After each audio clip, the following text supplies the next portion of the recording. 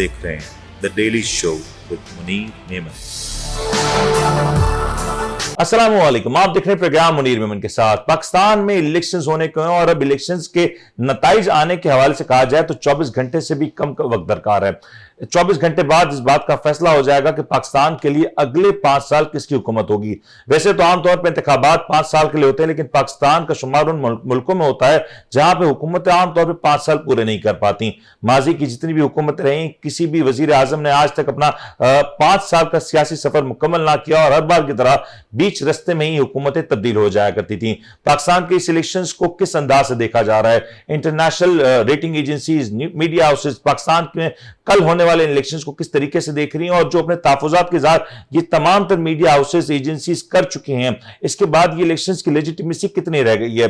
Pakistan Tehreek Insaf already इस elections को लेकर काफी सारे सवालात उठा चुकी है, और दूसरी जानिब पाकिस्तान भर में लॉ एंड ऑर्डर सिचुएशन अभी भी ऐसी है कि इस वक्त जब हम प्रोग्राम रिकॉर्ड कर रहे हैं तो ये इतलात आ रही है कि पाकिस्तान के कुछ हिस्सों में लॉ एंड ऑर्डर को लेकर कुछ तशवीशनाक सूरत हाल है। हमारे साथ प्रोग्राम में इस सवाल से गुफ्तगू करेंगे। हमारे साथ प्रोग्राम में शामिल हैं सीनियर सहाफ़ी जर्नलिस्ट जनाब रिजवान शाह साहब, हमारे हमरा social right activist Ayesha Khan साहिबा, और हमें टेलीफोन लाइन पे ज्वाइन कर रहे हैं महराज सिद्दीकी साहब।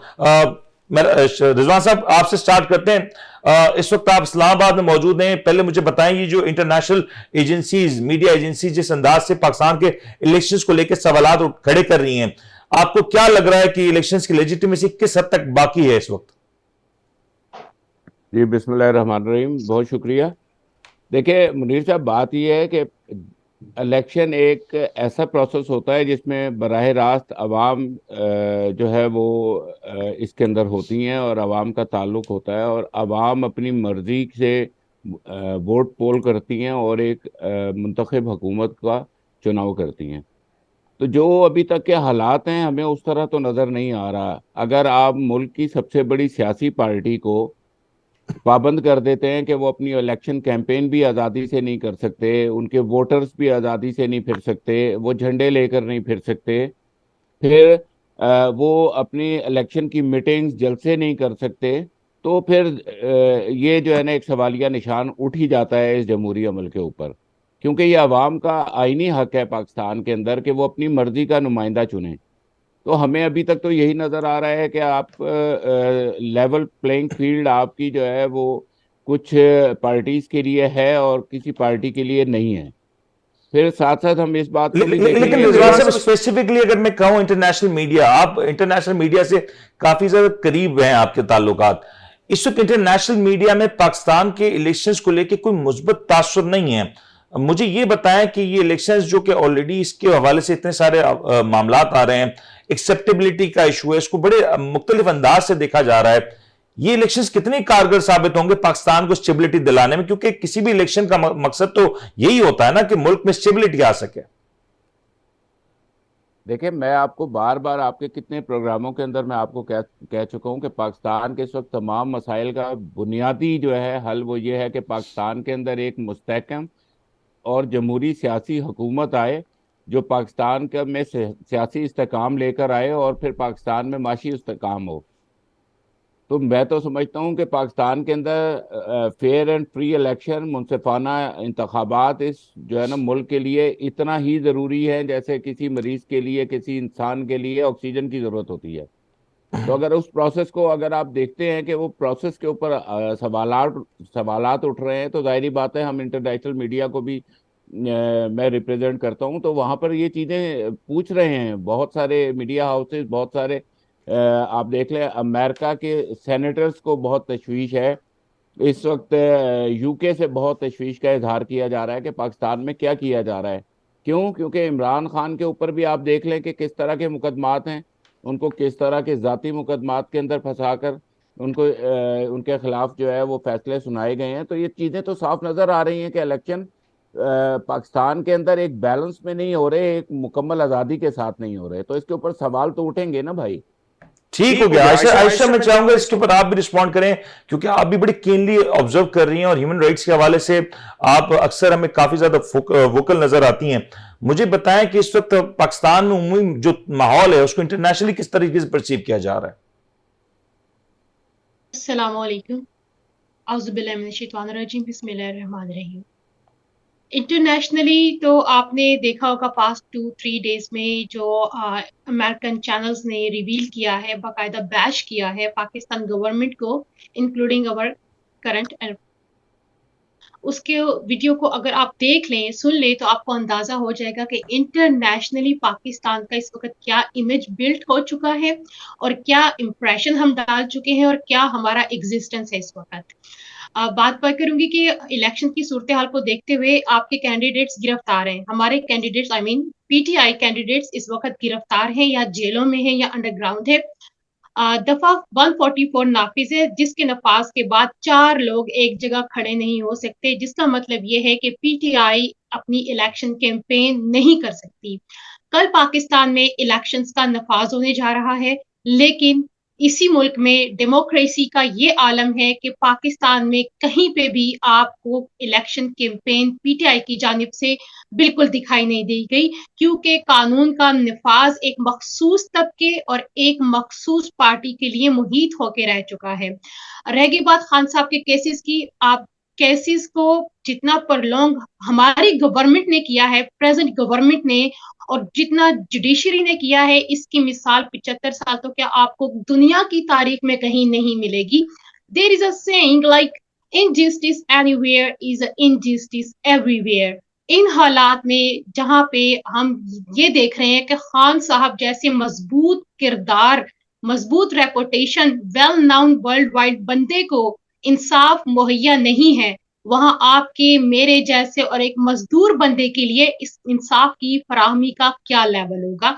इससे हम लेकिन आयशा, मैं चाहूंगा इसको जरा एलैबोरेट कीजिए। पाकिस्तान में है, इस तरह पूरी दुनिया में हमें देखा जा रहा है। I have been with so many people being in मैं ओवरसीज चाहूंगा आयशा पाकिस्तान। इस चीज को जरा एलैबोरेट कीजिए। Sorry sorry to interrupt you Ayesha, but मैं चाहूंगा इसको जरा एलैबोरेट कीजिए कि कल हमने देखा एक फुटेज आई, जरताज गुल साहिबा पाकिस्तान के इलाके डीआई खान में वो मार्केट में जाती हैं, वहां पे पुलिस आ जाती है, एंड टिल डेट हम ये देख रहे हैं कि अभी तक गिरफ्तारियां हो रही थी और अभी भी इस बात के इम्कानात हैं कि शायद इलेक्शन डे पे कुछ कैंडिडेट्स आगे पीछे हो सकते हैं। जहांगीर तरीन साहब के हल्के की मिसाल हमारे सामने है कि ओवरनाइट एक खातून कैंडिडेट होती हैं, हल्फ लेती हैं, अगले दिन वो गायब होती हैं, उसके बाद वो जहांगीर तरीन साहब के घर से उनकी एक तस्वीर आ जाती है। सो व्हाट डू यू सी, इसको किस तरीके से देखा जाएगा? How the history will write this elections? Extremist behaviour है बियॉन्ड एनी लॉ। आप लॉ को तो आप भूल जाए, एक खातून, मैं नाम नहीं मेंशन करूंगी, you guys know very well, एक खातून जो कुरान पे हलफ देने के बाद अपने अहद से फिर जाती हैं। देखिए, एक शरई मसला है, यहाँ पर शरई हद नाफिज होती है। एक खातून कुरान पे हलफ दे रही है, इसका मतलब है कि आपने कुरान और अल्लाह को जामिन बनाया और फिर आप उसके बाद पीछे अपने अहद से हट गए। तो कुरान पाक में बहुत वाज़ेह अल्लाह पाक ने फरमा दिया कि और वो लोग जो अहद करने के बाद अपना अहद तोड़ देते हैं, उनके लिए जहन्नुम का अजाब तैयार है। That's another part of the speech and the picture. I would love to highlight one thing, एक खातून जो अल्लाह, उसके रसूल, उसकी किताब के साथ सादिक और अमीन नहीं है, दयानतदार नहीं है, बददयानत है, क्या मैं और आप उस पर भरोसा कर सकते हैं? ऐसी खातून किसी भी हल्के से इलेक्ट हो नहीं, रही है और लेकिन उसको जो लेकिन भी वोट देने जा रहा मैं है, आई यहाँ जस्ट, पर, मैं नहीं नहीं, मैं आपको यहाँ पे इंटरप्ट करूंगा, लेकिन आपको वो हालात और वाकयात भी देखने पड़ेंगे कि जिसकी वजह से उन्हें मजबूर होकर शायद ये करना पड़े। ये लेकिन अलग लेकिन डिबेट शाह है। देखिए सनम जावेद, लेकिन शाह साहब ये एक्सक्यूज नहीं बनाया जा सकता ना।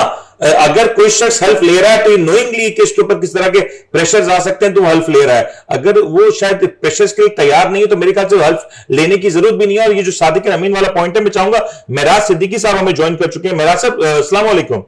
वालेकुम अस्सलाम। मेराज साहब ये जरा एलैबोरेट कीजिएगा, मेरा सब ये जरा एलैबोरेट कीजिएगा, ये जो कल हमने देखा कि एक वाकया हुआ कि जहांगीर तरीन साहब के ऑपोजिट एक खातून थी, हल्फ लेती हैं कि वो तहरीक इंसाफ के साथ रहेंगी, फिर वो गायब होती हैं, फिर वो मंजर-ए-आम पे आती हैं और जहांगीर तरीन साहब के हक में नजर आती हैं। ये तो इब्तिदा है, आपको पता है इलेक्शंस जब हो जाएंगे तो फिर किस तरीके से मंडियां लगेंगी, खरीद और फरोख्त होगी। You know it very well मेरा साहब। देखिए मुनीर साहब, ये पाकिस्तान के अंदर हम एक कौम बन नहीं सके, ये मुल्क एथनिसिटी का है।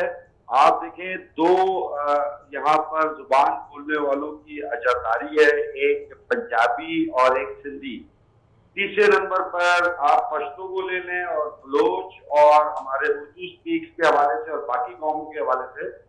तो एक तो ये बात ये है कि ये कुरान खाना और ये वादे करना, जिस मुल्क की जो सियासतदान वो आकर के मुल्क को कमजोर करने के लिए जो साजिशें पहले भी हुई हैं, और हर किसी को जो हक बनता है कि वो किसी पार्टी में किस तरह खड़ा हो रहा है। लेकिन ये जो अभी मेरी बहन आयशा ने बात की कि जी कुरान जो है वो हिदायत की किताब है, कसम खानी की किताब है, तो है ही नहीं। अल्लाह पाक ने इसको अपने कलाम को भेजा है। दूसरी बात ये हो गई कि जो कंडीशन एमक्यूएम की कराची में यानी सिंध में है, वही कंडीशन जो है वो आईपीपी की है पंजाब में। वो यकीनन जहांगीर तरीन साहब और अलीम खान साहब, इनकी जो वर्किंग है। और देखिए इसमें अभी बुरा मानने वाली बात क्या है, ये वही जहांगीर तरीन है, अलीम खान है, जिन्होंने अपने चार्टर में लोगों को इंटेक्ट करवाया था, इसमें तहरीक इंसाफ में शमूलियत करवाई थी। तो आज अगर उनके गोद में कोई चला जाता है, घर में चला जाता है और वहां पर अपने कस्मों को तोड़ता है, तो पहले भी तो कस्में तोड़वाई गई थी, अपने साथ चार्टर में बिठाया गया था। तो ये लेकिन मेरा सब सवाल फिर वहीं पे है, मेरा सब सवाल फिर वहीं पे है ना कि ये जो अभी जो सफर शुरू हुआ ये तो इब्तिदा है महज, आगे आगे कितने लोग अपनी वफादारियां तब्दील करेंगे। जी, आने वाले दौर में तैयार हो जाएं, उनके साथ भी ये काम होना है। देखिए कोई शख्स किसी के लिए भी खड्डा खोदेगा, वो यकीनन। लेकिन यहाँ मसला ये है कि यूथ को हम और पाकिस्तान के लिए मुखलिस कौन लोग हैं, पाकिस्तानी आवाम एक कौम बनने के लिए तैयार नहीं है। पाकिस्तान में हर शख्स एक दूसरे को क्रिटिसाइज करता है, लेकिन रेक्टिफिकेशन किसी के पास नहीं है।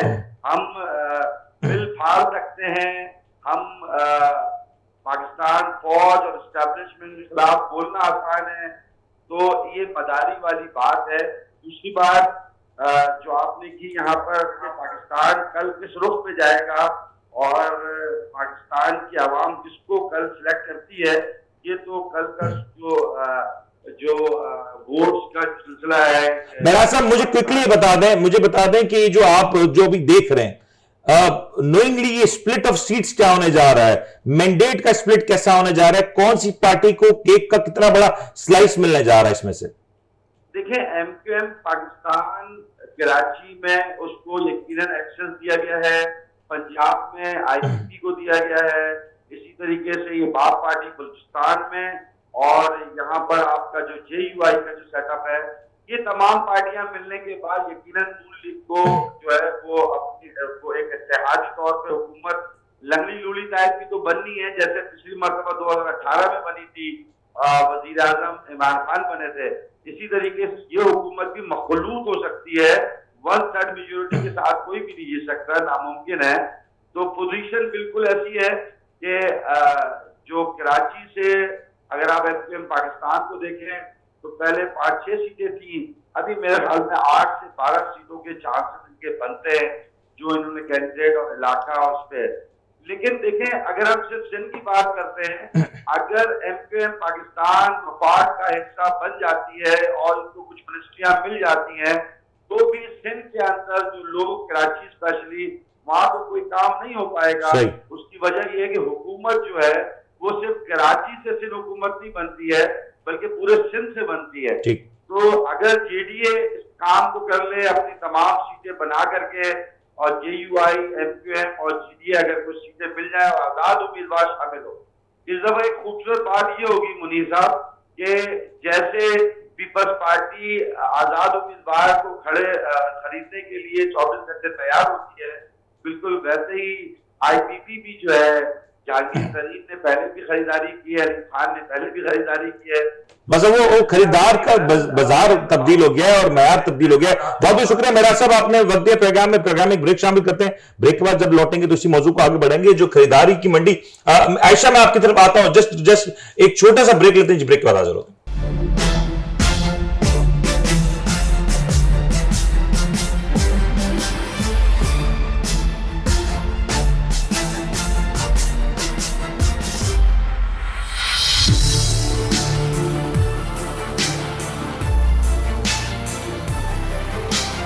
आप देख रहे हैं The Daily Show with Munir Memon.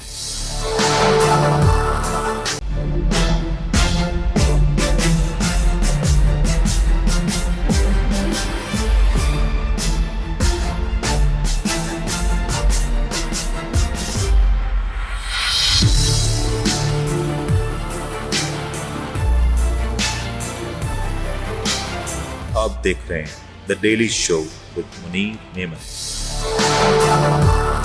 Programme में आपको एक बार फिर से खुशामदीद कहते हैं। जरा बात करते हैं ये जो खरीदो फरोख्त की मंडियां लगाई जा रही हैं। एक जानिब वो लोग हैं जो वोट्स ले रहे हैं, वोट लेने से पहले बिक रहे हैं, वोट लेने के बाद बिकने के लिए तैयार हैं, तो दूसरी जानिब पाकिस्तान में अमन अमान की जो सूरत हाल है, स्पेशली जो बलूचिस्तान रीजन है, वो इस वक्त काफी ज्यादा हॉट हुआ हुआ है लॉ एंड ऑर्डर के हवाले से। रिजवान साहब, ये जो सूरत हाल है, मंडियां लग रही हैं, ये पाकिस्तान की सियासत में कोई नई बात तो नहीं है, बट इस बार इसका एक्सेस बड़ा लीगल हो चुका है क्योंकि मोस्टली जो कैंडिडेट्स हैं वो आजाद होंगे। नहीं, ये मुझे बड़ी हैरानगी हुई है कि ये जो मंडियां लग रही हैं, इसका आप जिक्र कर रहे हैं। मंडियां तो उस वक्त भी लगी थी, और जिस वक्त छांगा मांगा की सियासत की गई थी, ये मंडियां तो उस वक्त भी लगी थी जिस वक्त 9 सितारों का इत्तेहाद हुआ था। ये मंडियां तो उस रात भी लगी थी सिंध हाउस के अंदर जिस वक्त इमरान खान की हुकूमत का खात्मा किया गया था। तो पाकिस्तान की सियासत में ये मंडियों की रिवायत किसने डाली, ये आप बेहतर जानते हैं। शायद आप खुलकर नाम ना लेना चाहें उनका, लेकिन आपको पता है कि रिजवान साहब, यही जहांगीर तरीन साहब तहरीक इंसाफ के लिए भी तो खरीदो फरोख्त करते थे। यही जहांगीर तरीन साहब अपने तैयारे में तहरीक इंसाफ के लिए भी तो लोगों को लाते थे। आप अल्फाज का चुनाव सही करें मुनीर साहब। खरीदो फरोख्त और सियासी जोड़ तोड़ को मिक्स ना करें, ठीक है ना। जो खरीदो फरोख्त इधर हो जाए तो सियासी जोड़ तोड़े, उधर हो जाए तो खरीदो फरोख्त है सर। इवेंचुअली तो आपको भी पता है कि मामला क्या थे। आप एक लाइन लेके ना बोले ना, आप सबके लिए इज्तिमाई बात करें, मैं भी सबके लिए एक साथ की बात कर रहा हूं। मैं कह रहा हूं सीट एडजस्टमेंट तो नहीं हुई थी ना, इलेक्शन जीतने के बाद मामला तय हुए थे। सर, ये मामला तय हुए थे, उसके कोई प्रूफ नहीं होता। इस तरह की चीजें ना करें। तो इसका मतलब है कि अब अगर जहांगीर तरीन और अलीम खान इधर आ गए हैं, तो वो तो ओपनली आपको नजर आ रहा है लाहौर की रोडों के ऊपर 5-5 हजार के चेक लेके लोग फिर रहे हैं। तो वो क्या है, उसको किसने रोकना है? उसको आप रोकेंगे, मैं रोकूंगा, या इलेक्शन कमीशन ने रोकना? की चेक वाली बात से मुझे साहब एक और बात याद आई कि वो अता तारड़ साहब और बिलावल साहब आमने सामने हुए थे, लेकिन फिर दोनों ने ये वीडियो जारी कर दिया और फिर दोनों ही पीछे हट गए। ये क्या मामला हुआ?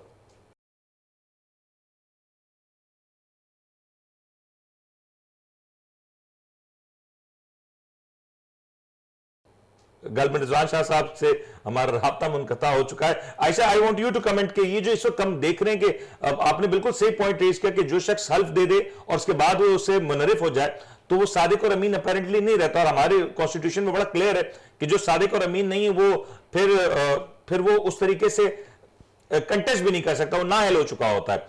मुझे ये बताएं कि ये जो सूरत हाल है, इसमें जो नजर आ रहा है लोग खरीदो फरोख्त हो रही है, हाउ लेजिटिमेट इट इज?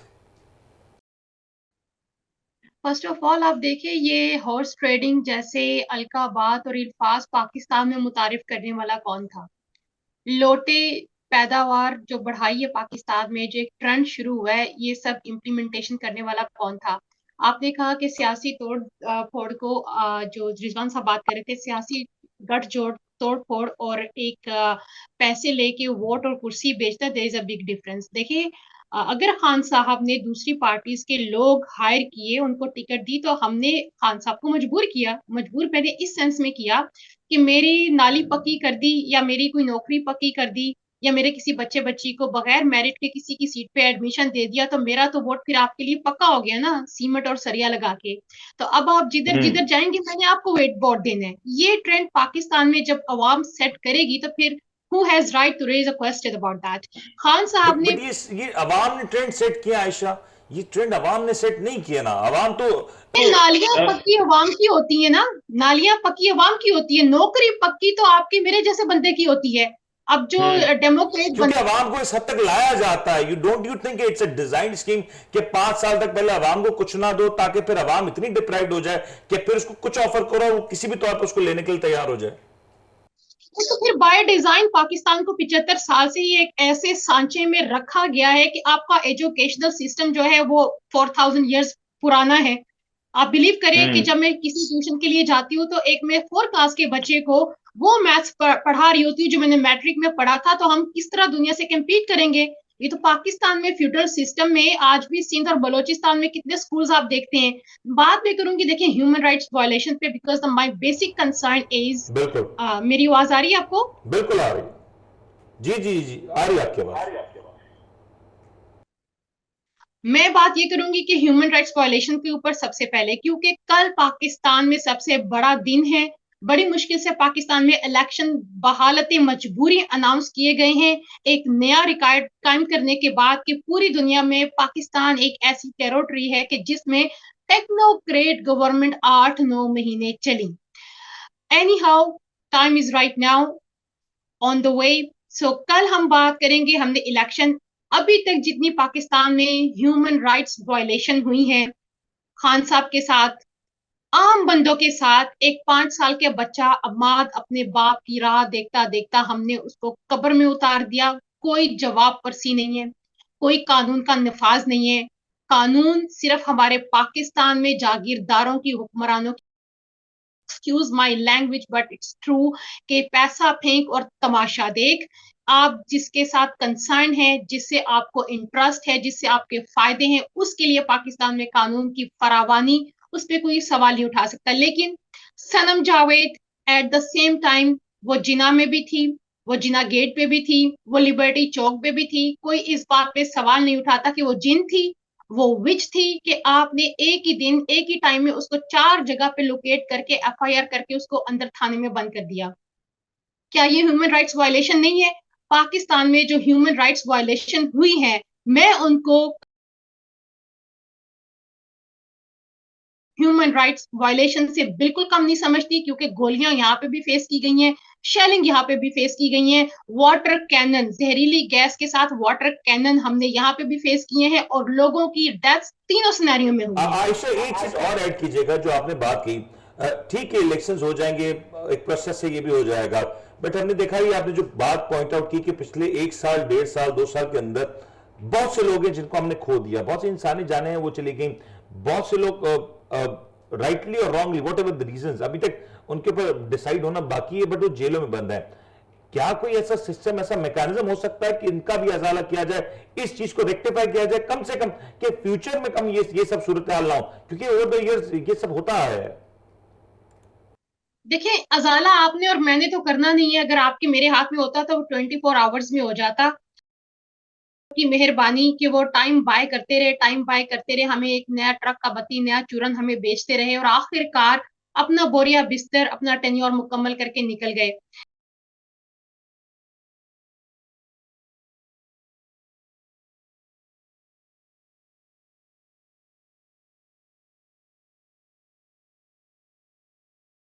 क्या मैसेज देना चाह रहे थे? किसे मैसेज देना चाह रहे थे? हमारे ऊपर इंप्रेशन डाल रहे थे कि मेरी Ayesha Ayesha I just come to you, मुझे कुर्सी पर बैठूंगा। मुझे तो समझ में नहीं आ रहा है what's going on in Pakistan. Ayesha I just come to you, मुझे इसी पॉइंट पे शाह साहब का भी पॉइंट ऐड करना है। शाह साहब, ये जो ओवरऑल सूरत हाल है what you seeing right now, कि पाकिस्तान में एक अलग टेम्पलेट पे काम हो रहा है, और ये जो ह्यूमन राइट वायलेशन की भी हमने बात भी की, आपको नहीं लगता कि इसमें बहुत सारी जानें जो गई उनका भी कुछ अजाला होना चाहिए? और ये भी ऐड कर दीजिएगा कि इस इलेक्शंस के बाद आउटकम क्या देख रहे हैं, क्या हुकूमत बनने जा रही है, कौन वजीर आजम होगा, कौन वजीर आला होगा, पाकिस्तान कैसे रन किया जाएगा? पाकिस्तान में जो तस्वीरें ऐसे नजर आ रही हैं कि जिस तरह खुद ब खुद कोई ऑर्गेनिक तरीके से नहीं हो रही है जी। हमें मैं तो इतना खुद उम्मीद इस बात से नहीं हूँ, पाकिस्तान के अंदर ये जमहूरी प्रोसेस चल रहा है, जमहूरी प्रोसेस में जो मामला चल रहे हैं, ये शायद पाकिस्तान के हक में रहे, क्योंकि पाकिस्तान के अंदर प्योरली जब तक एक जमहूरी प्रोसेस के जरिए एक मुंतखब नहीं आएगी जो आवाम में मकबूल होना जरूरी है। ऐसे 22 करोड़ 24 करोड़ लोगों की मर्जी के बगैर कोई भी वोटर टर्नआउट का बताइएगा, वोटर टर्नआउट कैसा देख रहे हैं? Do you see largely voter turnout होगा, यूथ आएगी, लोग आएंगे? क्योंकि इस बार एक बहस काफी ज्यादा है कि यूथ का एक बड़ा वोट है जो इस बार रजिस्टर हुआ है, जो फर्स्ट टाइम अपना वोट कास्ट करेंगे। डू यू सी वो लोग बाहर आएंगे और वोट्स का हमें नजर आएंगे? अब वोट एवर किसी भी सियासी जमात को दें, लेकिन कम से कम वोट डालने बाहर निकले। बिल्कुल बिल्कुल, मैं देखिए दीजिए सियासी जमात की बात मैं पाकिस्तान की बात कर रहा हूँ। मैं चाहता हूँ कि ज्यादा से ज्यादा लोग एक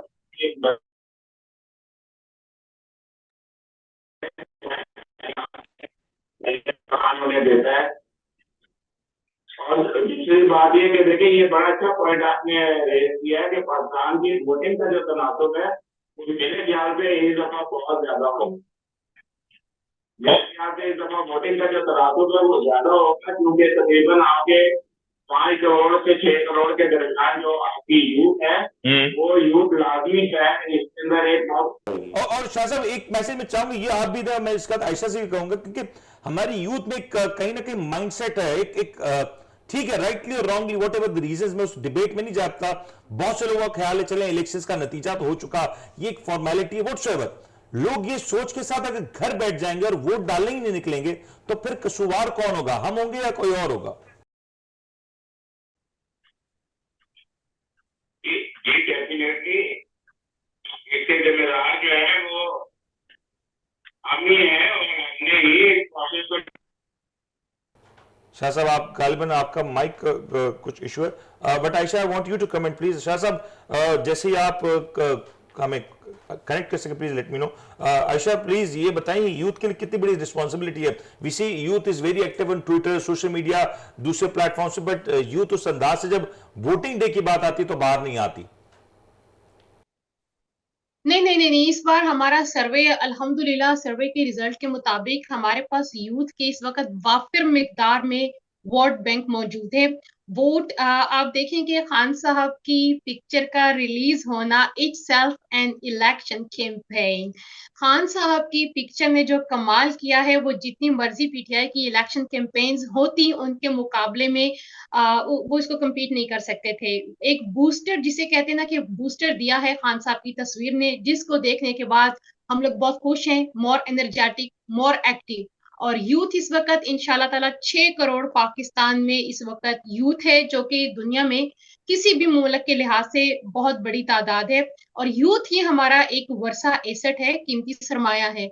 आपने देखा होगा अभी from past 3-4 days like Faisalabad में जो जिस तरह से मुजाहरा किया गया, चकवाल में जिस तरह मुजाहरा किया गया, एंड जिस सरगोदा जिस आपने बाकायदा पीटीआई के स्लोगन्स, पीटीआई के फ्लैग्स के साथ यूथ को बाहर सड़कों पे देखा होगा, जिसका मतलब ये है कि इस वक्त अवाम खौफ के बुत तोड़ चुकी है, स्पेशली यूथ। क्योंकि किसी भी मुल्क में यूथ एक रीढ़ की हड्डी होती है जिसपे रिस्पॉन्सिबिलिटी भी ज्यादा होती है और परफॉर्मेंस टाइम, टेन्योर और पीरियड भी उनके पास ज्यादा होता है। ऑटोमन एम्पायर की मैं एक छोटी सी एग्जांपल कोट करूंगी कि उनकी गवर्नमेंट जो टॉपल हुआ था उसमें सबसे ज्यादा किरदार खुद तुर्क यूथ का था। तो हमारे लिए भी अल्लाह ताला हमारी यूथ को एक एग्जांपल सेट करने की तौफीक अता फरमाएगा। अवाम बहुत पुरजोश है, आप इंशाल्लाह ताला वोटिंग बूथ्स आपको खुद गवाही देंगे।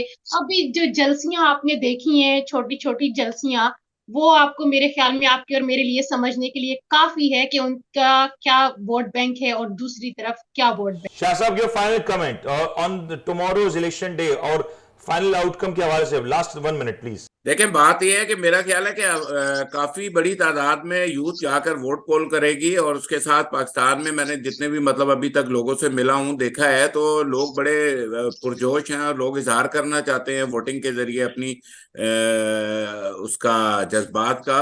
और ये वोटिंग टर्नआउट काफी ज्यादा लग रहा है, लेकिन थोड़ा सा ये इश्यूज लग रहे हैं सिक्योरिटी के हवाले से। जैसे पशीन के अंदर और किला सैफुल्ला के अंदर तकरीबन 30 से ज्यादा लोग शहीद हो चुके हैं और मुतादिद उधर जख्मी हैं, तो बलूचिस्तान के अंदर कुछ थोड़ा सा मुझे ऐसा लग रहा है। शाह साहब एक चीज प्लीज ऐड कर दें, ये जो हम देख रहे हैं कि इंटरनेशनल मीडिया कल पूरा पाकिस्तान में होगा, पोलिंग डे रिगिंग आपको होती हुई दिखाई दे रही है, इसके चांसेस कम हैं, व्हाट यू से?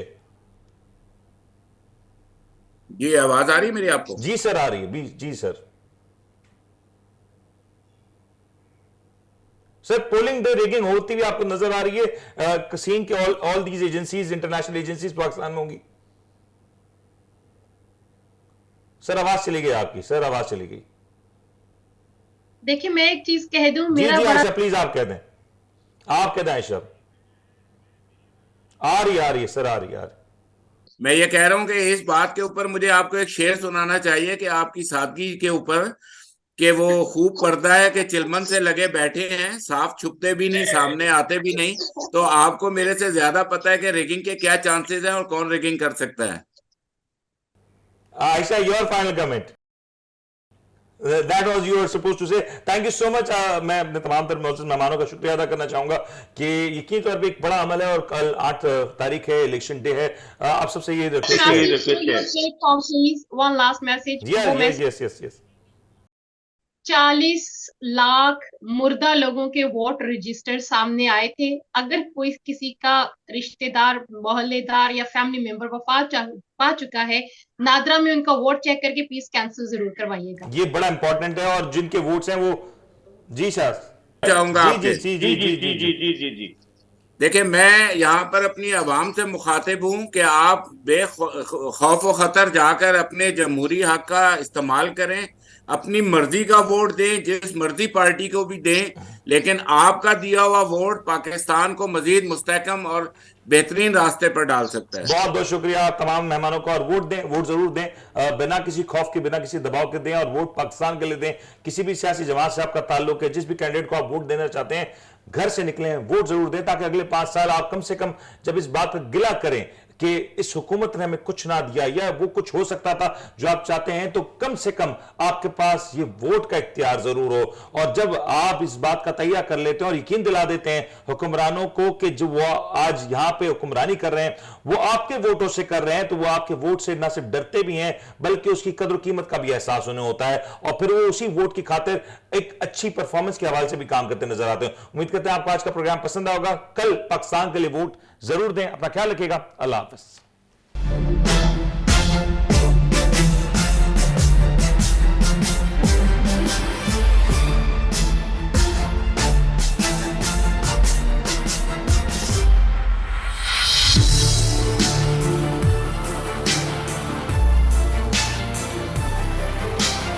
आप देख रहे हैं the daily show with Munir Memon.